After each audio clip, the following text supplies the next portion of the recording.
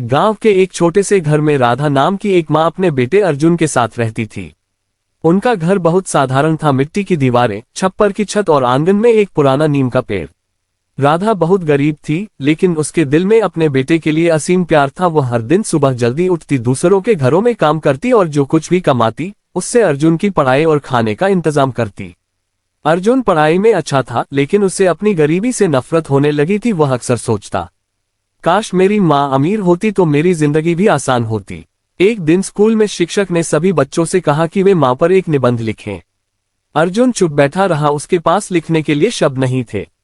जब वह घर लौटा तो उसने देखा कि उसकी माँ बहुत थकी हुई थी। उसके हाथों में छाले थे, कपड़े धूल से भरे हुए थे, लेकिन फिर भी वह मुस्कुराकर बोली, बेटा आज खाना थोड़ा देर से बनेगा, लेकिन तेरे लिए तेरी पसंद का बना रही हूँ। अर्जुन ने पहली बार ध्यान से अपनी माँ को देखा।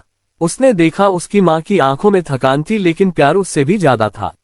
रात को जब अर्जुन पढ़ने बैठा तो उसकी नजर अपनी माँ के फटे हुए हाथों पर गई। उसके मन में एक सवाल उठा, ये हाथ इतने कठोर क्यों हैं? अगले दिन उसने माँ से पूछा। राधा मुस्कुराए और बोली, ये हाथ तेरे सपनों को पूरा करने के लिए मेहनत करते हैं बेटा। ये सुनकर अर्जुन की आंखों में आंसू आ गए। उसे समझ आ गया कि उसकी माँ गरीब नहीं है, वह दुनिया की सबसे अमीर इंसान है, क्योंकि उसके पास सबसे बड़ा खजाना है प्यार। अगले दिन स्कूल में अर्जुन ने अपना निबंध लिखा, मेरी माँ दुनिया की सबसे महान इंसान है। उसके पास पैसे नहीं है, लेकिन उसके पास मेरे लिए अनगिनत प्यार है। वह खुद भूखी रह सकती है, लेकिन मुझे कभी भूखा नहीं रहने देती। अगर भगवान कहीं है तो वह मेरी माँ के रूप में मेरे साथ है।